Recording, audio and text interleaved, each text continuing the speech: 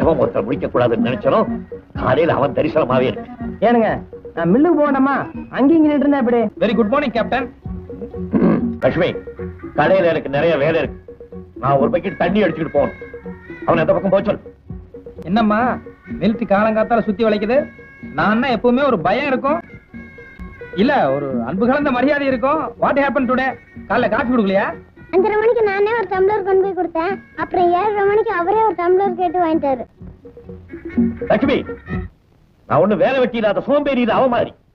முன்னாள் cycle puncture போடணும், அவன் அங்க இருந்து காலி பண்றான். ஐயா கை அது சரி, சைக்கிளாவது புதுசா இருந்தா பரவாயில்ல, அதே இவரு மாதிரி ரிட்டையர்டு கேஸ். அப்புறம் பஞ்சர் ஆகாம என்ன பண்ணும்?